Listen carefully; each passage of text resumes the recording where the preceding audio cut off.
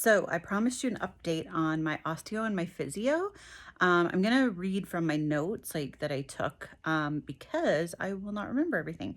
So basically, I've been to one osteo visit, and she said I went there on crutches, and she actually said that my crutches were the wrong height, and she adjusted them for me. They were set to my height, which is 5'6", but they should have been set to 5'8". Interesting, eh? So she said I was all hunched over, and that didn't help with the fact that my whole body was misaligned and like twisted, and she needed to work on that. So that was like her main focus. And then she worked a little bit on my foot, on the tissues and ligaments on my foot. That was terrifying because I was barely touching my foot, like, to put lotion on it or to put my magnesium gel. So the fact that she was touching it was like I was dying, but I survived. So, but it's funny how everything that's new, you're like, oh my God, what if she refractures my foot? What if, it's just, everything's like new when you're trying to recover from this kind of an injury. So anyway, she said that I was supposed to be doing Barbie point and flex toes. So point and then flex the toes up. And I was supposed to do them 3 times a day. If no pain, I could increase. I had pain that day, so that's why she put me at such a low amount. She suggested that I take a heating pad and put it on my feet for 15 minutes every night, and then put on my hips for 15 minutes every night, and that was for blood flow. Then she said that I should lie down with my knees bent, kind of like you're about to do a bridge, spread my toes, and put weight through the feet towards my bum and lift as much as I can if it doesn't hurt. And that's just to get your feet used to feeling the ground beneath you, and just to build strength in I believe it was your quads. So that was interesting. So those are her exercises. Then I go to physio. She actually told me also that she didn't encourage me to go to physio yet because physio is more exercising, and she did not believe I was ready in my recovery to start any exercises other than the gentle ones she gave me. But when I went to physio, she seemed to think it was fine.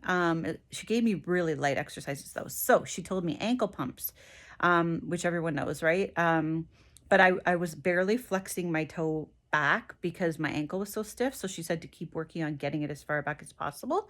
And she told me to do 30 as much as I want. So like 5 times a day is fine as long as it doesn't hurt. Everything's as long as it doesn't hurt. Flat foot toe lifts as far as possible. So that also, I wasn't getting my pinky toe off the floor. So she wants me to work on that. That also hurt that day. Seated heel slides, do not lift heel up.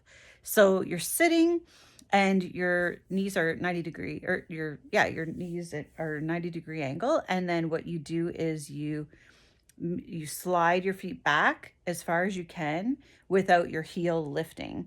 And boy, does the calf was dying. Like I felt like the calf was going to stretch and snap. So now I can do them with a little more ease, but it still does hurt because the calf was atrophied for so long. In fact, my right calf is like a quarter of the size of my left calf. I have pretty ample calf, so it looks kind of funny, but eventually it'll get there.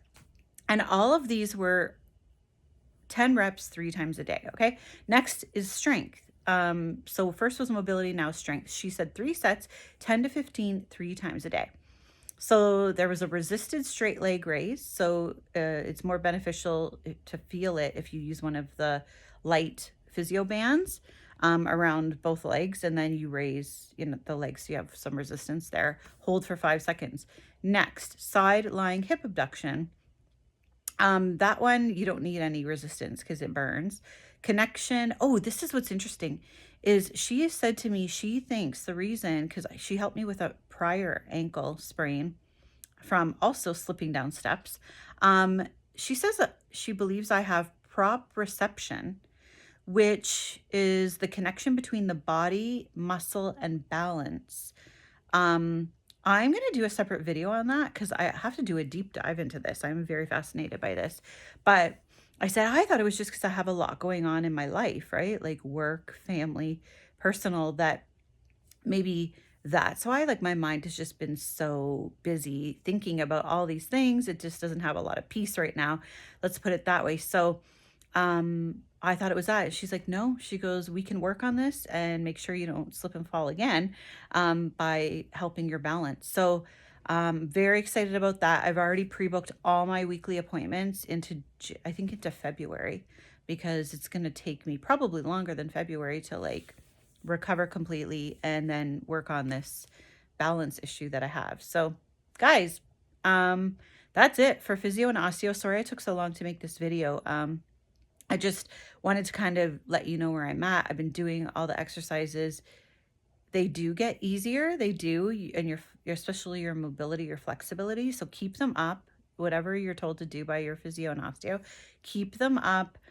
Be consistent, and you'll every day you'll gain more confidence. I mean, you may have a little setback where you have more swelling one day or something, but like every day is a little bit different. So don't get discouraged and just keep up the good work, because we're all going to recover.